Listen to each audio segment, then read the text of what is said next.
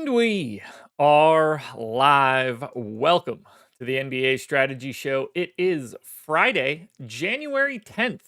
I am Josh Engleman, and I'm here to break down a 7-game NBA slate. Man, we had a great week of games in terms of slate size. This is perfect. I love a 7-gamer. We're done at 9, 3 7 o'clock starts, 2 7:30s, an 8, and a 9. So when Greg and I leave playback tonight, we've only got Brooklyn and Denver left, and we can send this one on our merry way. Oh, I'm Josh Engleman. Hit the like button, subscribe to the channel, hit the notification bell so you know when everything goes live, and follow me on Twitter at Josh Engleman. Big ups to Darius Garland. 60 fantasy points, 40 real points for Darius Garland. Looking damn good, man. Looking damn good. It's crazy. Crazy. It's a big day. Big one out of Şengün. Cade finally got there. Needed 40 minutes to do it. Good one out of Scotty Barnes. We got the ridiculous 46 fantasy points out of Chris Boucher in 26 minutes. Certainly didn't see that one coming, nor did anyone on the planet, given his ownership. Another good day from Bradley Beal off the bench. That's pretty much the extent of anything interesting yesterday. Shout out Darius Garland, man. The 40 burger, real points. I like to see that. I like to see that. Oh, man. But now we're here. It's Friday. We got a lot to talk about. Some injury news that's going to be very important. I like it all, though. Unfortunately, Milwaukee-Orlando is not the game that we want it to be. I just desperately want Orlando to get their guys back. OKC Knicks, though. That's the gem for today. Because it's certainly not Wizards-Bulls. It's certainly not Kings-Celtics. It's certainly not Pelicans-Philly. And the way that it's lined up, it's certainly not Golden State and Indy. But OKC-New York, yep, that's going to be a good one. That's going to be a good one. I'm pumped for it, too. I'm pumped for it. I mean, it's like, I don't know what is different in the schedule. I felt like we didn't have a single good game for 2 months. And now, like, every other day, we're getting a battle of the best teams. Yeah, I think OKC and Cleveland is sometime next week. It is it's Thursday. Thursday at 7:30, Cavs Thunder. Oh man. Thunder have Cavs Thursday, Mavs Friday. Thunder better hope nobody's back for the Mavs. That's a tough run. That's a real tough run. Oh man. Guys. All right. Jose. Not in the AM, bro, is a complete troll. Don't ever take anything that he's saying seriously. 2, absolutely never said to lock anyone ever. Just for anybody that's ever curious. You could. I mean, if it's like a 3K guy playing 30 minutes type stuff. But yeah, no. Amin Thompson was just a really good play yesterday that didn't work out. That's all. Oh, man. But yeah, those are not words that come out of my mouth. Eventually people will learn that. 7 games, though. And unfortunately, the first game that we need to talk about, we really can't talk about. But let's get into it.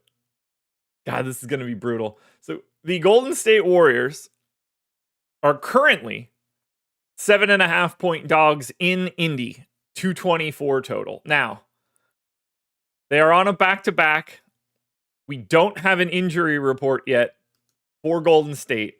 We do have some words from Steve Kerr, who we shouldn't trust worth shit. 9 minutes for Kyle Anderson yesterday. Kerr, you asshole. Was that helpful for anybody? No. No, it was not.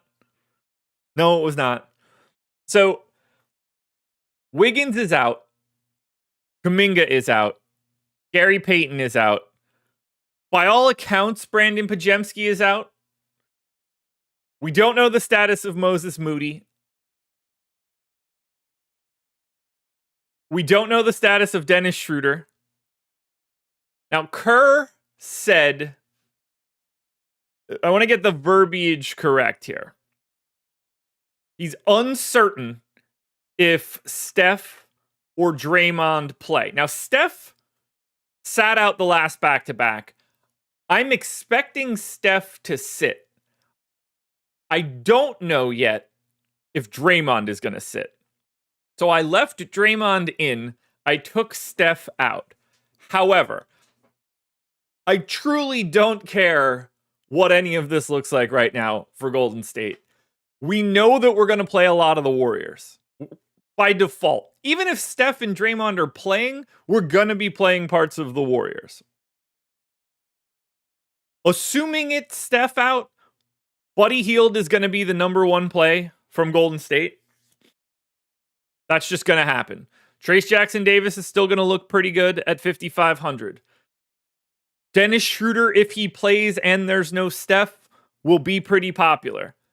Kyle Anderson will, if there's no Steph, will probably be pretty popular. We're going to get a lot of Golden State. But we need this injury report. We need this news. It's impossible to break this team down right now because obviously the status of Steph and Draymond matters in a big way. If Draymond is out, we're going to be able to look at a $3,200 Kevon Looney today. I don't know if we could do that right now. But we need to buckle up and be ready because Golden State's going to be a disaster. The good news is it's a 7 o'clock start. We're going to know all of this information before lock happens. So I don't want to dig in any further on Golden State because it's just a fool's errand.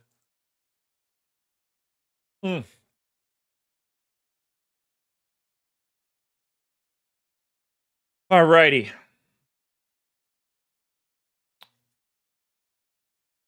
Golden State will be more popular than Boston.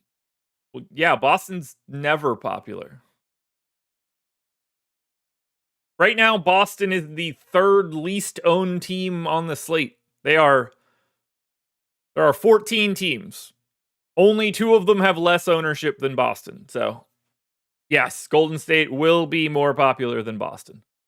Now, for the Pacers, Ray J. Dennis is questionable with the G League team. Halliburton's questionable once again. Miles Turner is questionable again. Turner obviously missed the last one, and we got the big old Thomas Bryant day. We're not getting a ton of ownership in here to Indy, but we can. 10% ownership to Miles Turner, 10% ownership to Andrew Nembhard, very limited ownership everywhere else. I don't really see anybody from the Pacers that I want to prioritize. Nembhard is the guy that grades out the best for me, but he's a 10% guy, and I think he's a 10% guy. Like, I don't have much of a change there. Somewhere in that 0.85 to 0.9 fantasy point per minute area. You know, you want to use Halliburton in a large field GPP. I think that's fine. Any one of the starters can be, in 5 to 10% of your lineups, and I think that's very reasonable. I don't see anything here that I desperately want to get to, but we have no idea what's going to be on the opposite side of this one. This is a much better matchup for Indy. If Draymond ends up out, that will dramatically change the defensive profile of Golden State. You feel a lot better about grabbing some offense from Indy, but no priorities here from the Pacers. Any one of the starters are reasonable. All right, let's go to game number 2. We could dig into these games a little bit more. The first one up here is going to be the Milwaukee Bucks, 5-point favorites in Orlando, 209 total.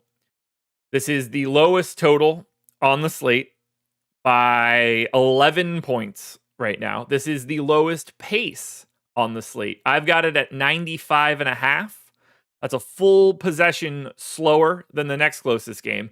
And basically every game is from like 95.5 to 97.5, except for Washington and Chicago, which has a 105 pace. 10 possessions faster than this one. Unreal. So for Milwaukee, there is 0 ownership coming in here. 4% to Giannis. Straight zeros across the board for everybody else on Milwaukee. And I have no disagreements. This is a massive pace down spot for the Bucks. They lose 3.2 possessions below their average pace. Milwaukee's like a middle of the pack pace team. Orlando is 29th. So this is a slow matchup, a defensive matchup, and really just an unappealing matchup for the Bucks. I have Giannis at 10% optimal, 21% boom. That target score, however, is 68 fantasy points. So be aware. Do I mind paying up for Giannis? No, it's Giannis. You're always feeling like that could be a thing. And he's low owned. I like that as a pivot. We do have Shea on this slate. We probably have Nikola Jokic on this slate, but we don't have Wemby here today. So I don't mind getting to Giannis. But I don't see how we get to much else here. I don't think Dame looks all that appealing. I mean, I clearly don't have much interest in like Brook Lopez or Taurean Prince. Middleton's coming off the bench now in his 6K. I don't see that. So the guy that I would want here is Giannis. I don't love the matchup. They have the bodies to throw at him, even if they are a little thin. But 11-8, power forward center, 20% chance at 68 fantasy points. Yeah, I'm in for this. That'll work for me. But again, he's like, based on where we're at right now, and value will change the way that we can get to him. I'm more than okay being over the field on Giannis, but we will see what other pay-up options look better. Now, for Orlando. Hard to talk about them. They are on a back-to-back. Allegedly, Paolo Banchero is back today. We will not be playing him in any way. And we probably won't be playing much of anything for Orlando. The only guy getting any projected ownership right now is Cole Anthony. 5,500, point guard, shooting guard eligible. He came out of my sim 13% optimal, 27% boom. I do think 35% ownership will undoubtedly come down a decent amount. I think if you see him in like the 15% range, that makes some sense. And I think he looks pretty reasonable there. I'm expecting to still be Jalen Suggs is going to be out for a bit. There's obviously still no Franz. There's obviously still no Mo Wagner. These guys are missing a bunch of key pieces still. So I'm expecting Cole Anthony to maintain his spot in the starting lineup and, be a completely reasonable lineup 15% filler dude. That's it. There's no way. I don't want KCP. I don't want Tristan da Silva. I got a hard time wanting to go to Goga here. Wendell Carter Jr. just appears to be the backup now. And on DraftKings in particular, Paolo Banchero is 9,500. We're not even close to being able to play him. If you put Paolo Banchero in a lineup today on DraftKings, you're making a gigantic mistake. So just pretend like he's still out. But there are no priorities here from Orlando. Again, low total, low pace, bringing back their main guy. Awful. From a DFS perspective, this is terrible.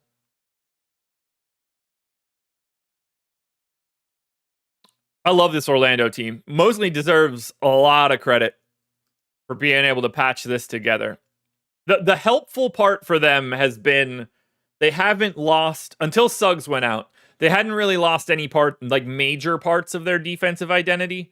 Being able to anchor this all with Goga and Wendell Carter Jr. and obviously someone like John Isaac only plays 15 minutes a night, and KCP, they were able to hold down the defense, and that's helpful. Because their offense is pretty crappy.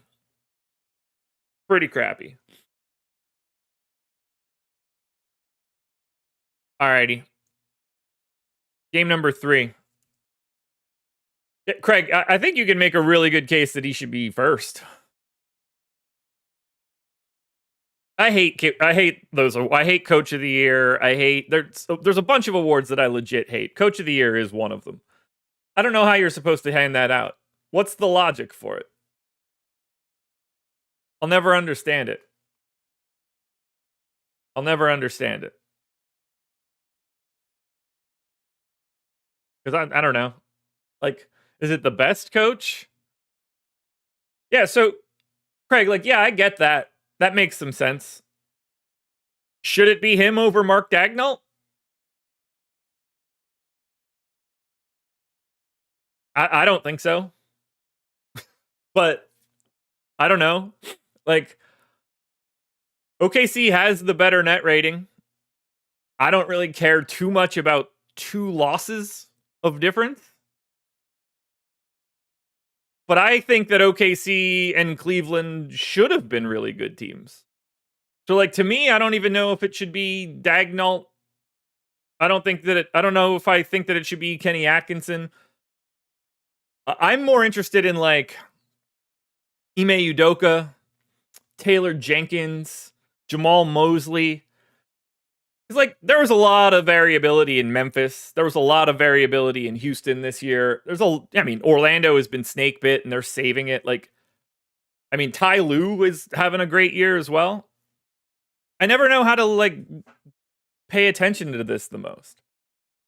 Like, for me, I would have Mark Daigneault ahead of Kenny Atkinson. But I think they're both doing, like, a fantastic job. And I like Kenny. Like, I've wanted Kenny Atkinson to get a good job for a couple years now. Metal Alloy says Pistons coach. Yeah, I don't think so. I don't think JB should be even anywhere near it. They're still the 21st ranked team in net rating. That's obviously not bad, and they're improving, but I don't think JB's anywhere near it.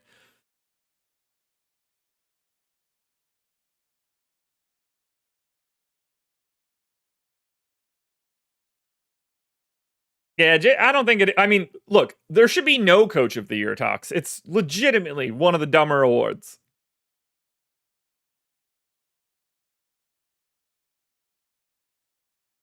One of the dumber awards.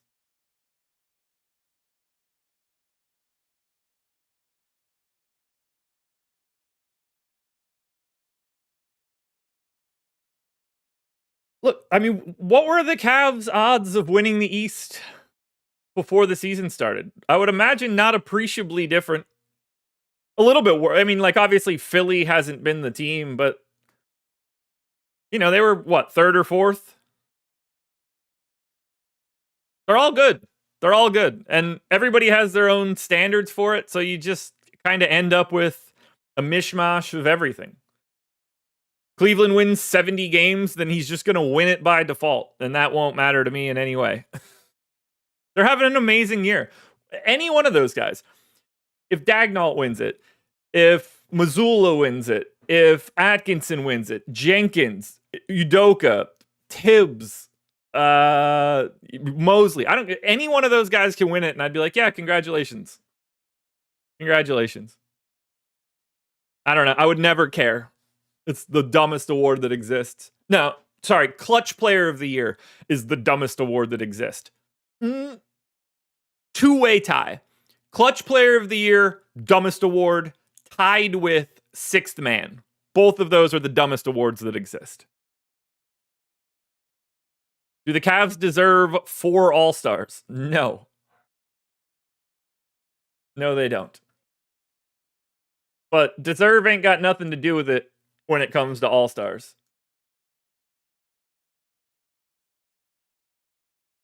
But no, they don't. But they've been good. They've been good.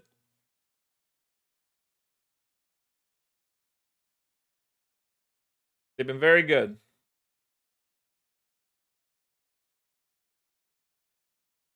I would say, it's going to be Garland.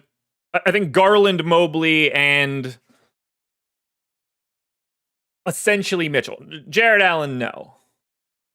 Not that he's not good. Not that he's not good. Not what I'm trying to say. But I mean, Garland, 100%.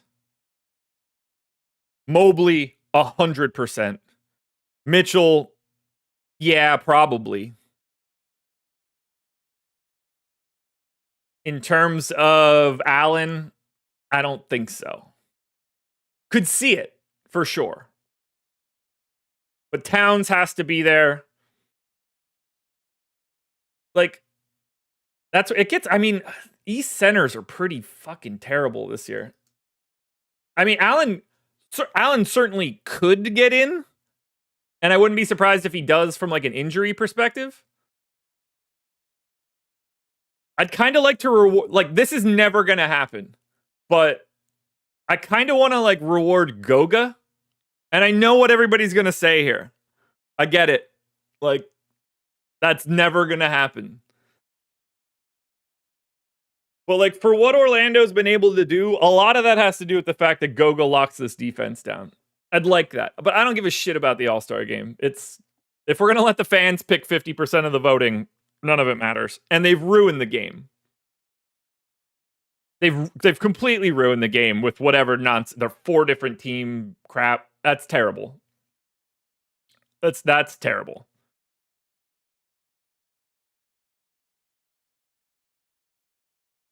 But yeah, I mean, Mobley, Garland, and Mitchell, for sure. I hope they all get there because they deserve it. Garland really, really deserves it. I stand by my story. I've tweeted this out constantly. When it comes to the All-Star game, I have the answer. It's not my idea, but I am co-opting it moving forward. You choose all the All-Stars. East and West, 30 players or whatever it is. Is it 12? Is it 12 apiece or 15 apiece? I don't remember. It doesn't matter. Let's just say it's 12 apiece. 24 guys. You rank them based on their age. 12 youngest, play the 12 oldest. If you don't think that those guys are going to get up for that game, you're crazy. Because they don't give a shit about East-West. But you know those young guys are going to want to beat the brakes off the old dudes. And you know those old dudes are not going to want to lose to the young team. That's the way to do it. Tell me I'm wrong there. I don't think you can. Steven, don't pay too close attention to the totals there. Look at Garland's offensive EPM. I don't think the gap in defense is as big as the total EPM is showing. I don't think that EPM does a great job measuring guard defense. But yeah, you want to make the players care? Make the young guys play the old guys. We've got enough time that I'm going to explore this. NBA All-Star 2024. We'll be able to eyeball this for the most part, right? So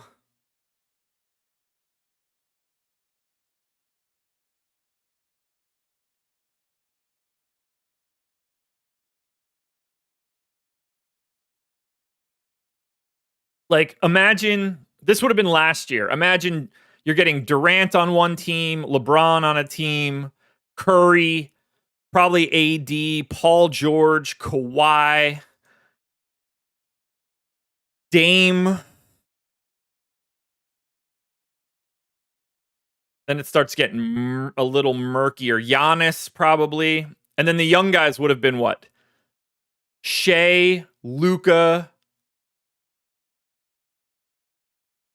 Edwards for sure. Oh, there's Paul George, I think I missed. I mean, imagine splitting this up by old and young. Trae Young, Donovan Mitchell, Maxey, Paolo Banchero. I mean, this Halliburton. This would have been great. This would have been so great. Do I have ages in my sheet? Can we like hypothetically do this? I think I do. Do I have age? Maybe I don't. I do have age. Holy shit. Okay. Yeah, we can do this.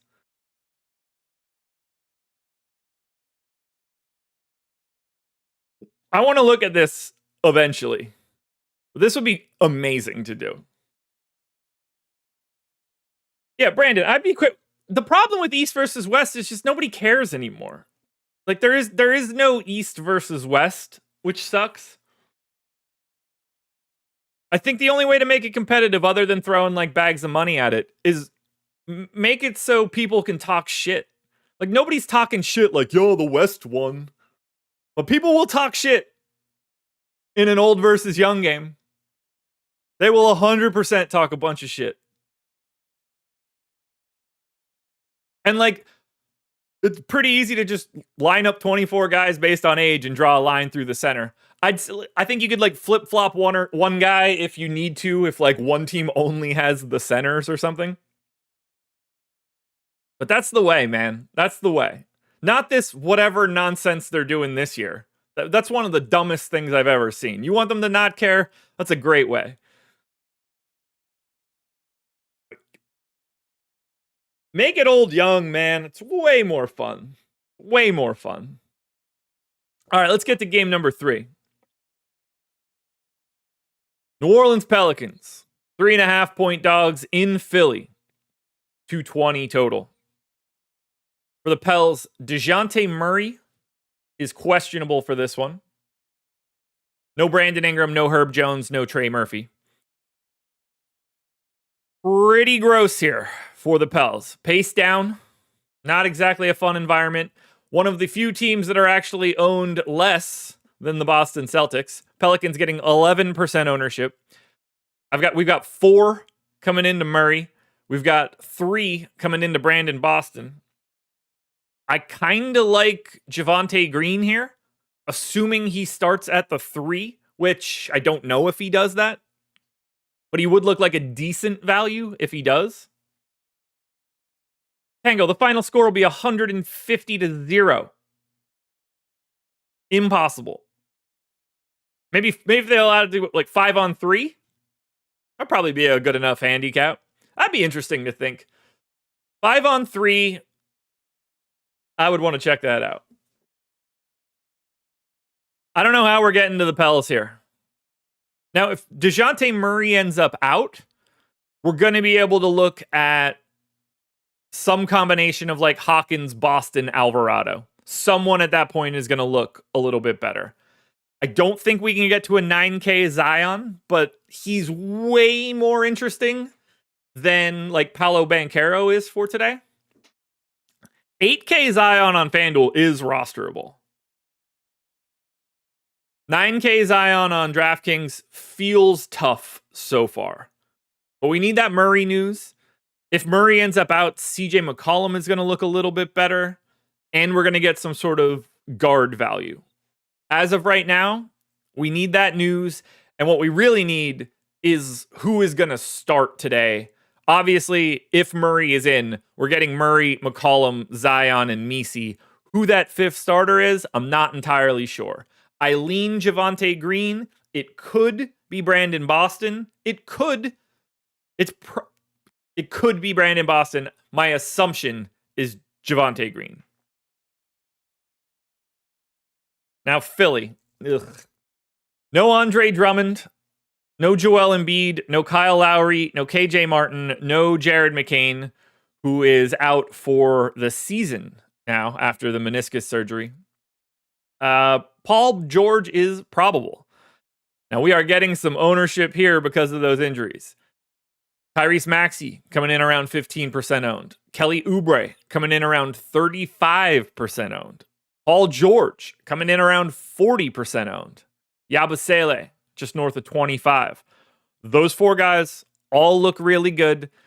Their ownership is certainly going to flatten and move and wiggle around a little bit, but those 4 guys are going to be heavily owned.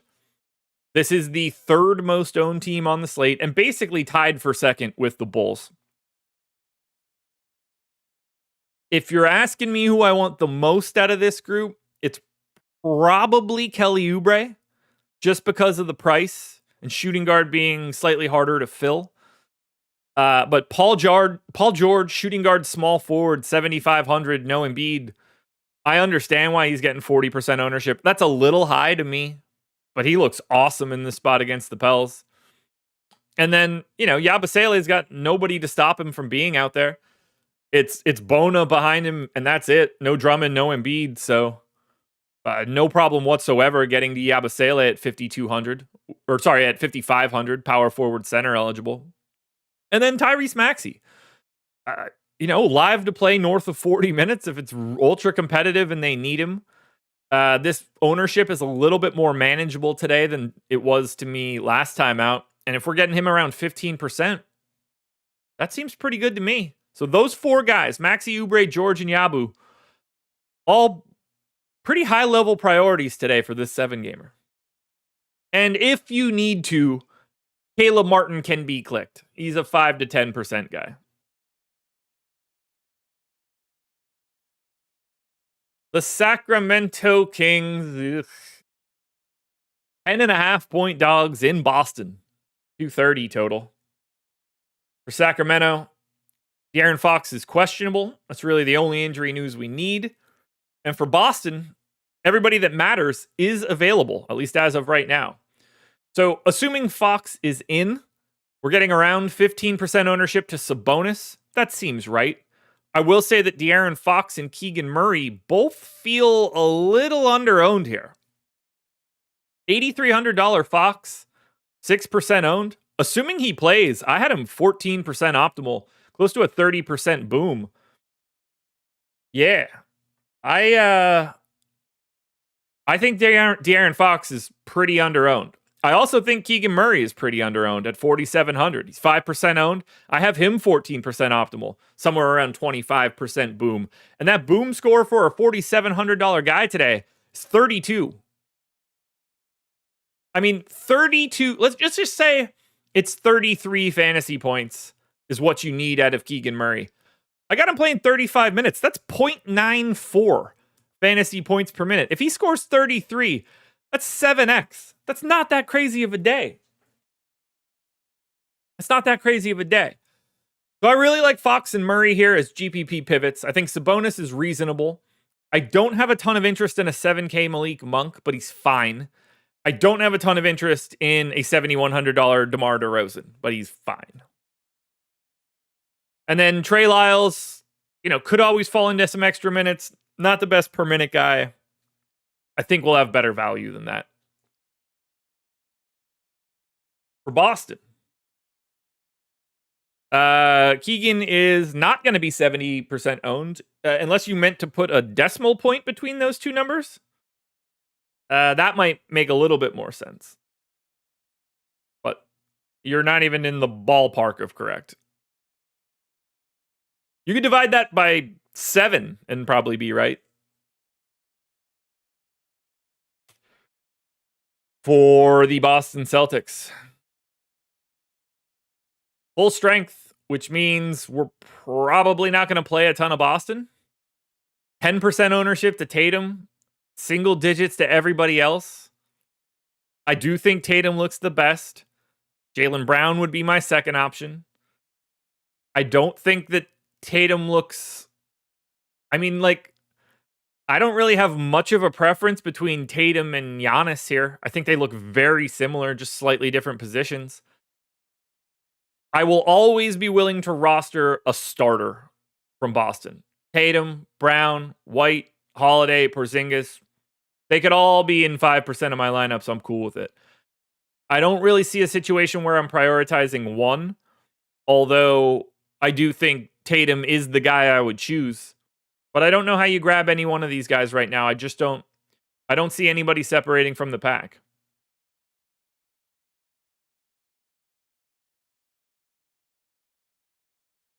$4,700 for a guy playing 35 minutes who had a high ceiling. Get real.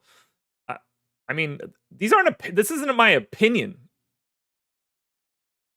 I'm not giving out ownership opinions. You're 55% off.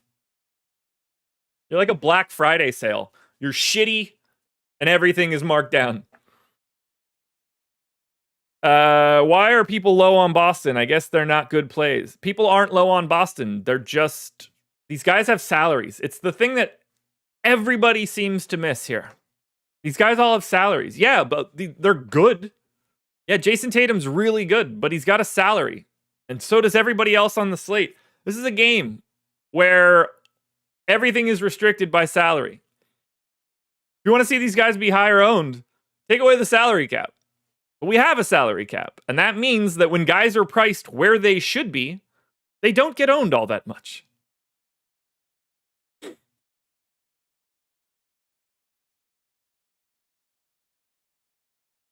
You get a situation where like Jaylen Brown and Al Horford are out, and then all of a sudden Jason Tatum, Derek White, and Drew Holiday all get some ownership.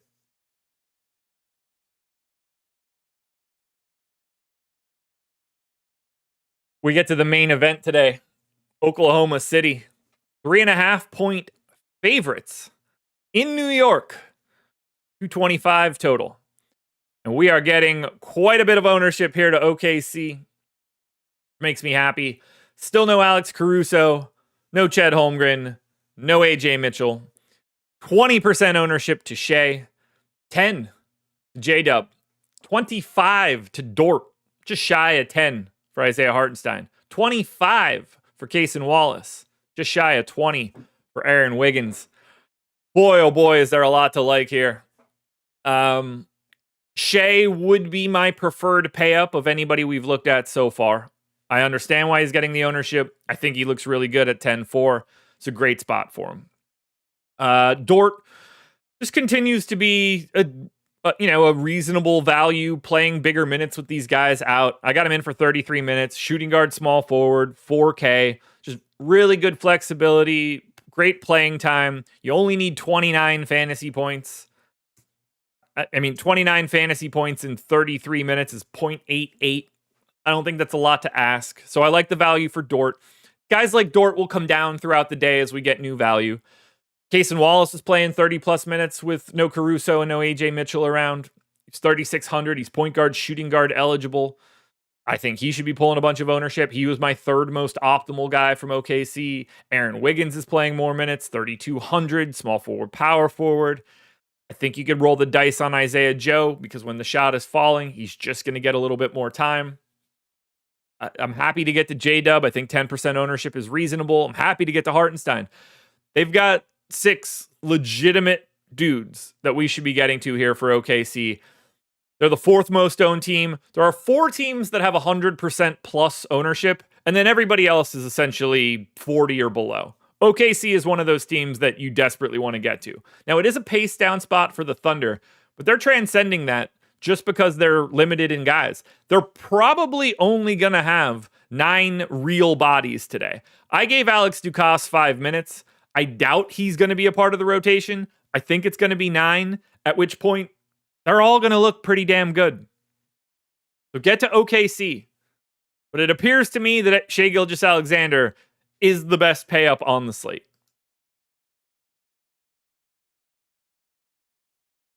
Dumb question, Josh, but what's the difference between Boston and OKC? In terms of what? Like, why OKC's a better DFS play? Like, real life? I don't know the context.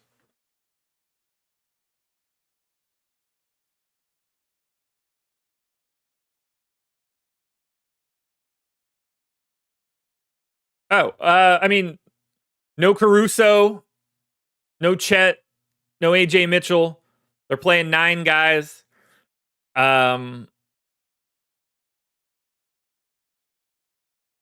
Those pieces plus slightly depressed pricing in comparison to Boston is driving most of it. All right. For the Knicks. Yeah, just imagine if Boston was missing Porzingis and Peyton Pritchard. There's going to be some bumps and some value going to something somewhere.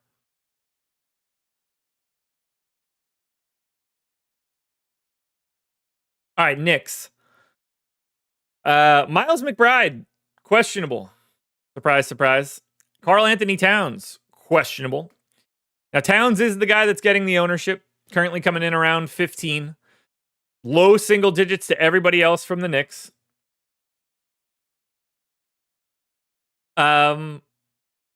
as usual, at least as for right now, ownership will tell this entire story. I think Bridges, Hart, Anunoby, and Brunson are all under-owned. They are 2, 6, 3, and 1% respectively. I think everybody here should be around 10. I agree that Towns should be getting some ownership. I would happily get to any one of those other guys. I'm expecting 40 minutes out of Bridges. I'm expecting 40 minutes out of Hart. I'm expecting 36 plus out of Anunoby and Brunson. Just a lot of playing time here, and I don't think these guys are getting properly represented in ownership. But it's 9:40 a.m. This could all be, they could all be 10% by the time we get to lock, and at that point, they're all properly owned. But I would like to have quite a few pieces of OKC, or of the New York Knicks, because I'm going to have so much Oklahoma City. So I like getting to all of the starters. I would say Josh Hart. I would rank them Towns, Brunson, Hart, Bridges, and Anunoby. But there's not a lot of separation. It's just a fun game to attack. Now, again, pace down. This is a slower matchup. But yeah, give me any one of these Knicks starters and give me most of OKC. It's a really appealing game to me. I think the Knicks are the most under-owned team on the slate. Especially for this matchup where it feels like it should be a competitive game. The line's only 3.5. That is tied for the lowest line on the slate. In a competitive matchup, I mean, the Knicks are going to play Bridges and Hart 40 minutes in non-competitive matchups. What are they going to do in a matchup that should be close the whole time? Hopefully play all of these guys. So I like the Knicks in large field GPPs. All right, we got 2 games left to go here. Guys, hit that like button if you haven't done it yet. I want to hit you guys quickly with the schedule for the rest of the day, because we do have quite a bit going on. NFL Strategy Show, Laffy and Greg. That's going to be coming up next at 10 a.m. NHL Strategy Show at 2.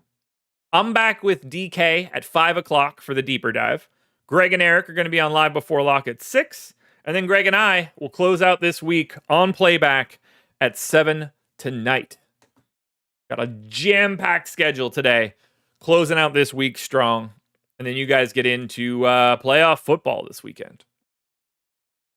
The opposite of playoff anything would be the Washington Wizards. They are 11.5-point dogs in Chicago, 241 total. Highest total by 11 points. Highest pace by 8 possessions. Wizards are without Malcolm Brogdon. We also have a Q tag on Sarr, Poole, Johnny Davis, and Rashawn Holmes. This one's obviously going to look a little bit different once we get all the news. Kuzma's getting a little bit of love. I think he's very reasonable at 6,400, power forward only. He's probably a guy that's going to be 10 to 15% owned and might even be higher than that, depending on what news we get for Jordan Poole. Bob Carrington looks okay. Keyshawn George looks okay. We could probably get to some Joe Val if Alex Sarr is out. We could probably have a conversation about Rashawn Holmes if Alex Sarr is out. But it's hard to talk about these guys right now with Poole and Sarr both being questionable, especially because we just saw both of those guys miss their last game. But this is a great game environment. Fast. Wizards gaining 3.3 possessions over their average. It's fast. Big total. Not a good defense on the opposite side. We're going to like something from the Wizards? Probably. But if Sarr and Poole are both in, I'm most interested in Bob Carrington and Kyle Kuzma. And then to a lesser degree, Alex Sarr. 6,100 for Sarr, power forward, center eligible. But we need the news. It's an 8 o'clock start. I don't mind. I don't hate the idea if we don't have it by lock, boosting these guys a little bit, having a little bit more for late swaps if we need it. But keep your eyes on this one. We need this news.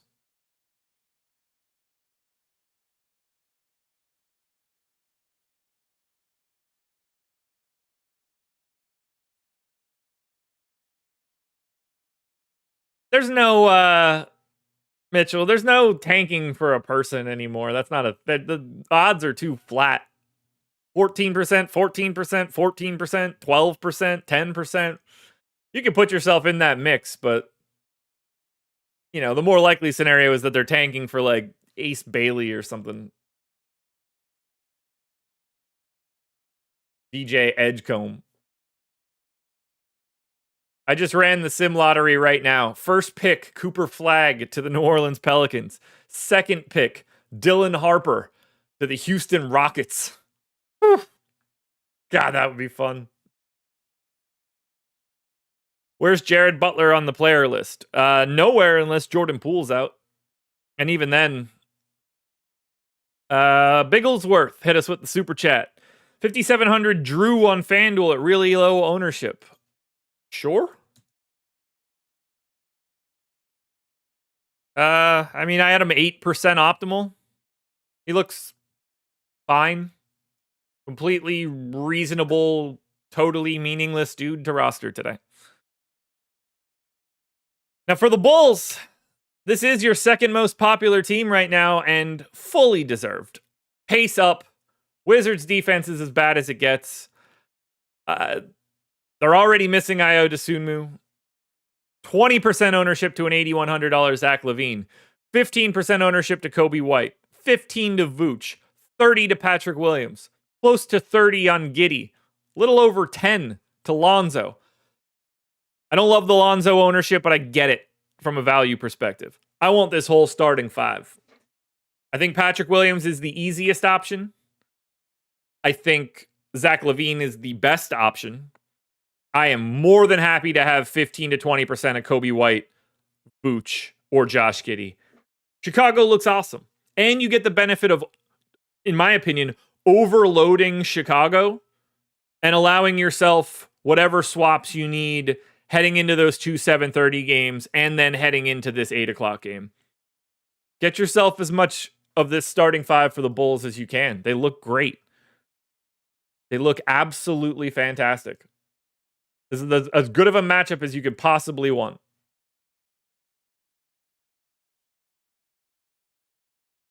Like, I don't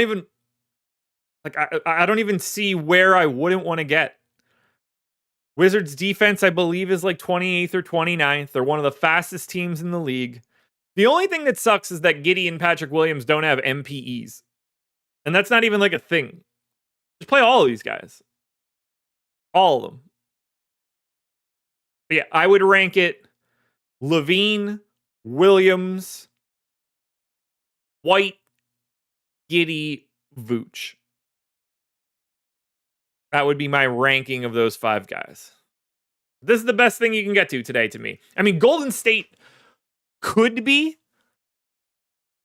but we have no idea what it's going to be. But right now, assuming there's no wild changes throughout the day for Chicago, we know what these guys are going to be, and they play later, so they even look better.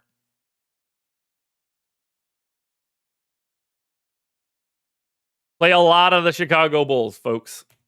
And then finally, the Brooklyn Nets, 15-point dogs in Denver. 222 total. The Nets are without Bojan, Cam Johnson, Max Lewis, DeAnthony Melton, D'Angelo Russell, Cam Thomas, Trendon Watford, and Dariq Whitehead. They are getting essentially zero ownership. I believe they only have 10 active bodies. 17% ownership coming into Day'Ron Sharpe right now. Feels a little high at 4,400. No ownership coming into anybody else here. I don't have a ton of interest in anything. It seems like we're getting Ben Simmons back. He's 6K. I kind of like Claxton a little bit at 6,300. That's kind of scary, assuming Jokic is back. I think Zaire Williams at shooting guard small forward is probably the easiest guy to actually click on. But none of this is fun. I do like the idea of getting to a little bit more of Brooklyn. Just for late swap purposes. But this one looks really rough. Brooklyn going to elevation, relatively shorthanded, and at the very least playing guys that aren't ready for it. I don't like it. S. Mitch, I wish you wouldn't have super chatted this. Hey, Josh, can you do a lineup build at the end? I probably cannot do that. We've got a show coming up after this. Maybe in future days when I have some time, but today does not appear to be one of those days. Yeah, I don't see how we get to much of Brooklyn here. Maybe we get some news and they look even worse, which would be kind of cool. If I'm getting anything, it's Claxton and Zaire. And then finally, the Denver Nuggets. Now, Jokic is questionable. Aaron Gordon is doubtful. I'm excited to see him coming back. We're starting to get really big minutes out of Julian Strawther and Peyton Watson. That's kind of exciting. I'm hoping that Denver can start to fill out the rest of this bench. They will look a lot better long term if we can find out if Strawther and Peyton Watson are right. Hold on. John Velios, you've got your game times wrong. Washington is an 8 p.m. game. I completely agree. That's exactly how I have it.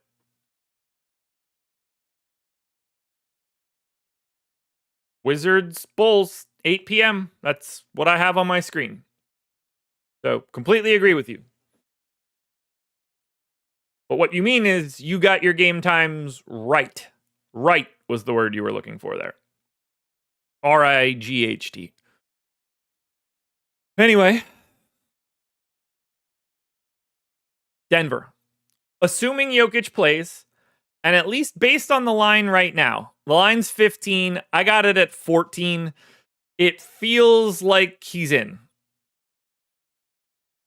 And if he's in, this is the dude you want to pay up for, correct? 12,300, center only. I'll find the value somewhere. 19% optimal, 40% chance of scoring 70 fantasy points.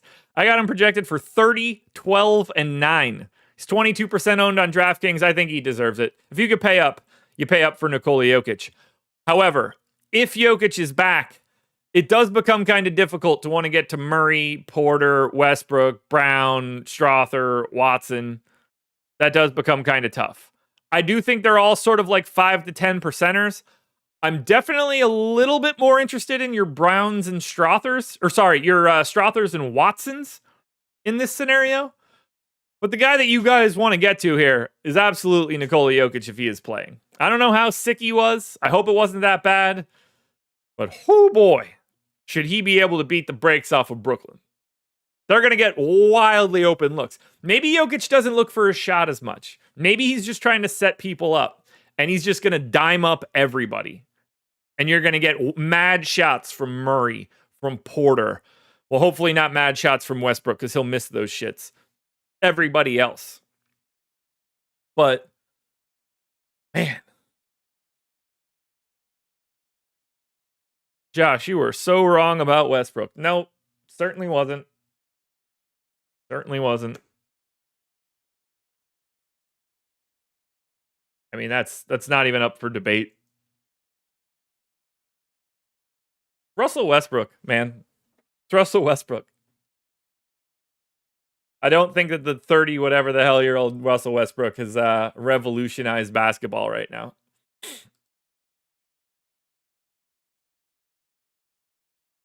He is what he is, and that's what he is. 53% true shooting for Russell Westbrook. That is a 27th percentile outcome. 63% from the free throw line. That is a 8th percentile outcome. What are we talking about here? He's active defensively now, I guess. I don't mind that he's in a rotation. But he ain't shit. He ain't shit. We all know this. We all know this.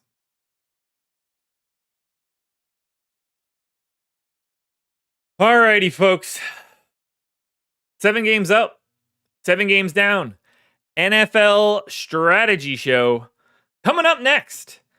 You guys got the big old NFL playoffs coming up this weekend, which means I've got nothing to pay attention to. Oh, they're 9-2 with them? That's great. It's probably just him. Probably just him. All right. Thank you guys for being here. I won't see you tomorrow because it's Saturday. I will see you Sunday morning, though. Now that the NFL regular season is over, NBA strategy shows on Sunday morning, folks. You coming in and watching? Because I will be here on Sunday for the real sport. Who cares about the NFL? Obviously, if you care about the NFL, please watch the NFL strategy show coming up next. But I will see you guys on Sunday morning for NBA strategy. Enjoy your weekend, everybody. I'll talk to you later.